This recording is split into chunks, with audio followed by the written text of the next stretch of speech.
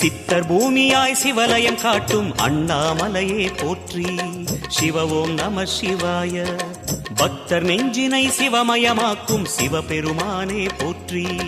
ஹர ஓம் நம சிவாய.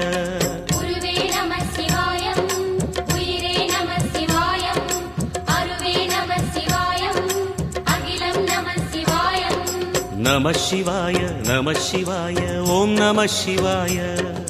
நம சிவாய நம சிவாய ஓம் நம சிவாய.